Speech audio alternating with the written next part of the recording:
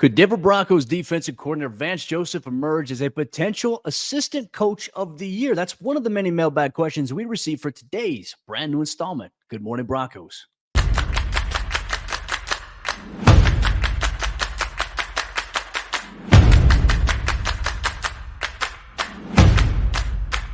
Good morning, Broncos Country. Welcome into a freshly brewed installment of GMB here on Mile High Sports YouTube page. Mile High Sports is every team. Every day you get Good Morning Broncos. You also get, if you're a Denver Nuggets fan, the Pickaxe and Roll podcast hosted by Ryan Blackburn. Make sure you check that out here as well so you stay up to date with your favorite Colorado sports teams. The Denver Broncos making some noise with obviously winning 6 of their last 7 games. There's a lot of excitement. The Denver Nuggets had a bounce-back win against the Atlanta Hawks. Nikola Jokic having a bounce-back game after having a rough stretch there. Denver lost 3 straight games before their win, obviously, on Monday here. But aside from all that here, Broncos Country, we're going to open things up. Today's episode is a mailbag edition of the show, so let's waste no time. Let's get into the questions here. We had Broncos Country send in their responses. Monkey, who's an avid listener of the show, she sent it in here. She asked a question. She said, I'm impressed with the turnaround in health for the Broncos.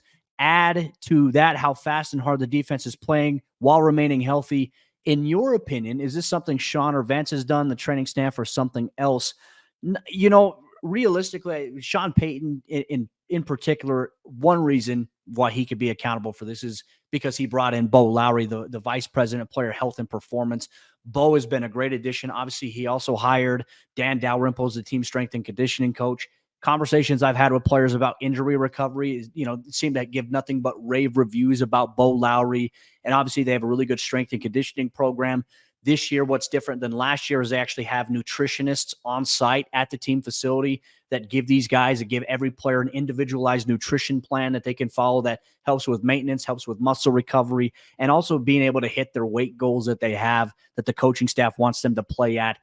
Really, it's a combination of everything. And look, the Denver still had some injuries here and there, some of them being freak injuries, but the overall rate of soft tissue injuries that we saw decimate Denver last year, not as quite as impactful for a majority of their players. Obviously, there's a couple of guys like Greg Dulcich, but that might be more of an issue with his body in comparison to it being anything elemental around what Denver is doing there. So, Sean Payton investing in that. I think the Walton Penner family ownership group, they saw concern with the amount of injuries last year, and they've obviously made a lot of changes. They've talked to medical experts, and obviously they trust what Bo Lowry is doing. Dan Dalrymple and obviously Sean Payton, what they have done has been incredible. So I think that's been one thing that we can probably attest to what Sean Payton has done. The Walton Penner family ownership group, I think they deserve a lot of credit for where Denver is at from a health standpoint here. Brian Beasy asked the question here. This is a good one too coming up. Is yards per carry everything in the run game? Week to week, the Broncos are effective but inefficient running the ball with a low yards per carry average. What ways can they improve for more explosive runs, especially with Javonte seemingly a shoestring away at times? This is a great question, and I also agree with you too. Is yards per carry everything? Not always, right? But in instances, it can be, especially if you're losing games and if the run game is not producing. Now, I will say this. There were several instances in Sunday's game against the Chargers where the Broncos obviously weren't running the ball effectively, but they were getting good yards per carry in certain situations. I mean, Jaleel McLaughlin had a couple of runs where I didn't think he's going to get anything. He turns it into a 7 or 8 yard gain. You love to see that, though. But when we talk about the lower output, teams are stacking the box. I mean, Javonte Williams is facing a stacked box a lot of times when he's in the game, and he's still getting some good yardage. Now, if it's 2nd and 3, you get a 3-yard rush, you pick up the first down. Okay, 3 yards per carry, not necessarily a bad thing.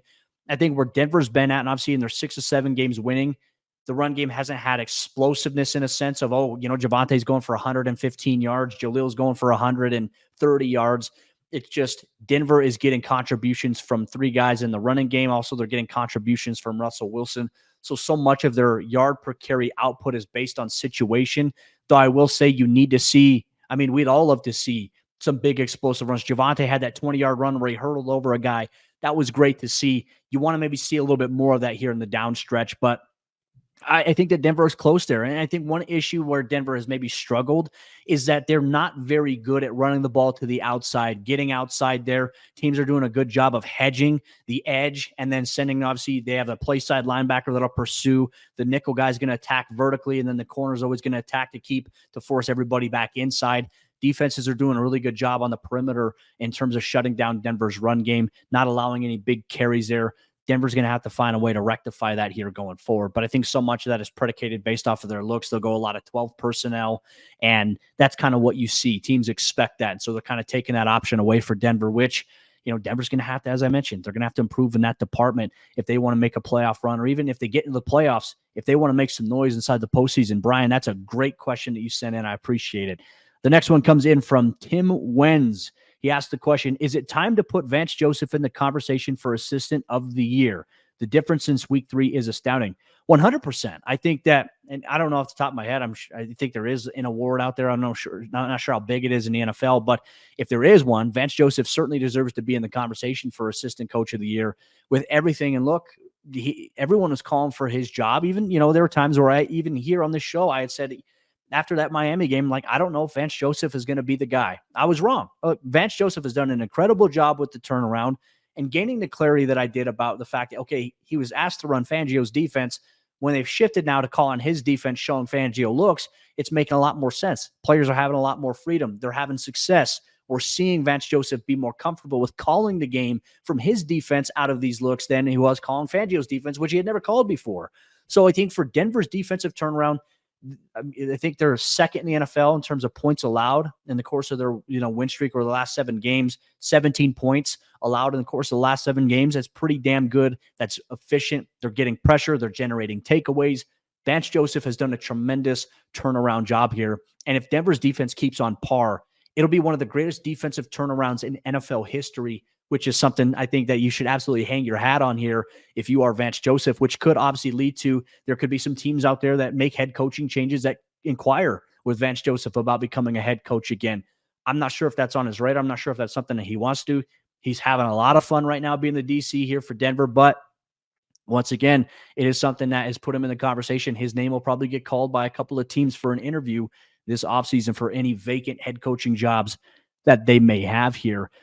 There's some other things, obviously, we'll dive deep into here on today's episode of the show as we continue our mailbag here. Real quick, let me tell you about our friends over there, Superbook Sports, the sponsor of today's episode of GMB. Refer a friend and earn a $50 bonus this season with Superbook Sports. Superbook is the most trusted name in sports wagering, and you don't want to miss the Refer a Friend bonus. On top of that, all you need to do is click on the Refer a Friend link under your profile in the Superbook app, share the promo code with friends, and you will get a $50 bonus for everyone who registers using your code. So win money wagering and win money referring this season with Superbook Sports. Visit superbook.com for terms and conditions. Gambling problem? Call 1-800-GAMBLER. What's up, guys? Kim Becker here with Mile High Sports. Make sure you guys are following us on social media so that you never miss a Mile High Sports daily. Monday through Friday morning, we'll post a video hosted by me catching you up on everything you need to know when it comes to sports right here in the Mile High State. TikTok, Twitter, Instagram, Facebook, YouTube, you name it, we're there, and we've got you covered for everything Colorado sports. As we continue our mailbag series here on Good Morning Broncos this morning, we're going to open things up. Jolene asked the question, is there any update or any word on Broncos tight end Greg Dulcich? There is. We don't know. I mean, Sean Payton said to us weeks ago, he expects that we'll see Greg Dulcich back this season. Now with Denver obviously in the hunt and making a potential playoff push here, I think Dulcich would be a great addition, but obviously this is taking a lot of time. Like Dulcich has seen some medical specialists. They've trying to figure out what's going on. Is it something to do with his body? Does it have something to do with his weight? Because he's a big guy. He's tall. He's muscular. I mean, his quads are ridiculous. And so for a guy that's got a lot of the muscle fiber, muscle tissue like that, and how he runs with how explosive he does, is that something that's maybe contributing to some of his struggles with staying healthy, with the hamstring injury that has impacted him? I mean, we talk about the same hamstring, I think it's 4 times in the last 2 years. It's not ideal. So he's seeing specialists for that. The Broncos are being very smart with it. They're not going to rush him back, which is why I think that they're glad that they have Lucas Kroll right now. Adam Troutman's obviously been reliable. Chris Manhertz, not really much of an option for the Broncos inside the receiving game. And Dulcich's presence, I think, has been missing here for Denver this year. We haven't really been able to see it. That, I think, is a little concerning. But Will we see him back this year? Like, if I had to guess, maybe in the final week. I don't know. It just depends. What's at stake? Like, if Denver's somehow eliminated from the playoffs in these last 4 weeks, we won't see him, I don't think. If Denver has a chance and is in the playoffs, I think we could see him return for a playoff game. Will we see him in the regular season? My personal speculation would be no. He has been working on the side field. He's been ramping things up over the course of the last couple of weeks. But as we know, it's a process that takes time. You can recover for months. You can recover for weeks and have one minor setback. And I think that's something that the Broncos are trying to figure out.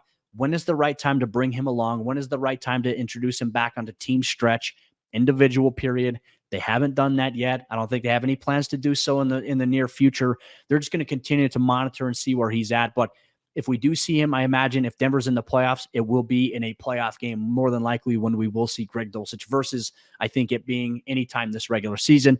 That certainly could change, but we'll keep an eye on that. I think that's a great question.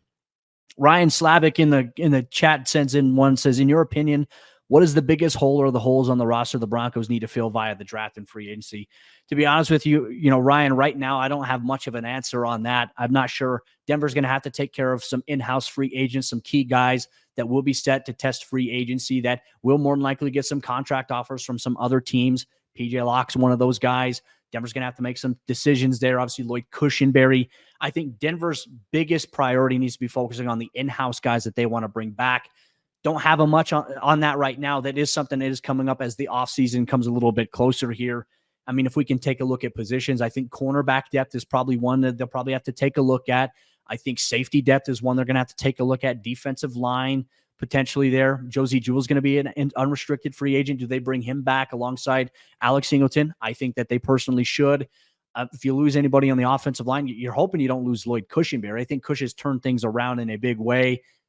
Wide receiver depth, maybe. Running back, not as high of a priority. Tight end, I think probably if we're looking at offense, I think is a big priority for them. Those are the positions I can pinpoint right now. I think this is probably a question we should revisit here in about a month or so, to be honest with you. But I think it's a great question, Ryan. So think about this. Let's send it in here a month from now when we do another mailbag. Russell Wilson's Pizza Parlor asked the question, how would you feel about a Dolphins-Broncos wildcard weekend matchup? I mean, if that happened, it'd certainly be interesting, right? To say the least. It's not in September where it's super, super hot. The weather's decent, but it's not scorching in the way that it has been overall. For Denver, obviously after giving up 50, losing by 50 points, giving up 70 to them, it'd be a nice little chance at redemption, right? And obviously for the Dolphins coming off of a loss to the Tennessee Titans in Miami is a little weird. I mean, this has been a weird season. I just don't know if Denver matches up, even right now. I don't know if Denver matches up well with the Dolphins regardless. So I don't know. Certainly the storyline, if Denver could match up with them and somehow compete and somehow beat them, wow, what a story that would be.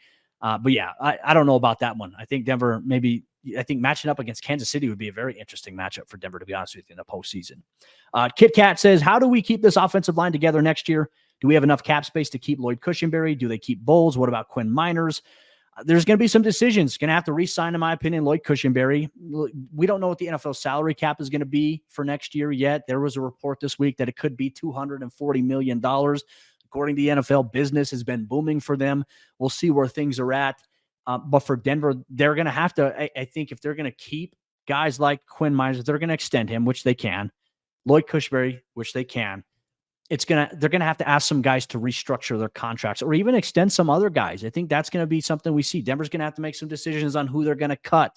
But ultimately, I think I have to see how things kind of progress from a restructuring standpoint first. I think the Broncos will more than likely ask Russ to restructure his contract. I think they'll ask other guys to restructure the contract. Patrick Surtain's due for an extension at some point. Justin Simmons, in my opinion, is due for a contract extension. Josie Jewell's due for a contract extension. I don't know how Denver's going to manage this offseason. It's a lot to process right now.